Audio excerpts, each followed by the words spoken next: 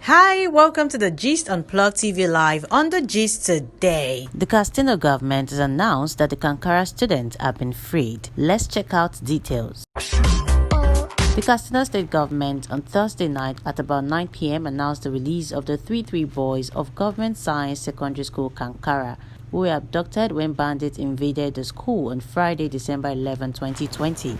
A statement from the Secretary to the Government of Katsina State, Mustafa Mohammed Inuwa, confirmed the release of the boys and said that they had been transported to the Government House for presentation to the Governor.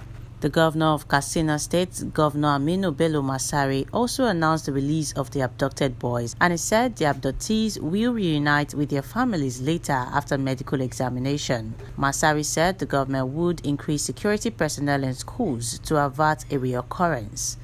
He said, "We have protected and secured all our schools. We are going to increase the number of security operatives in our schools to make sure that we don't experience what we have experienced in the past 6 days. We want to encourage communities around those schools to form another security unit around the schools." Said the security agencies did well in securing the areas where the pupils were camped.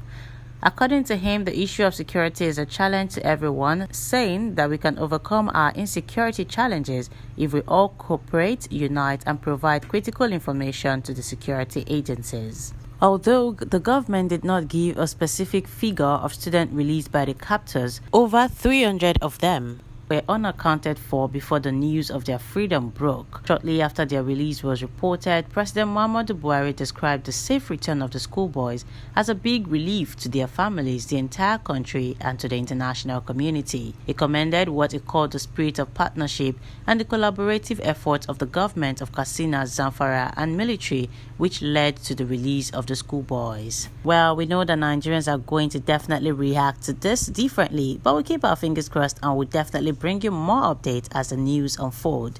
Remember to like and subscribe to Plug TV Live before you go.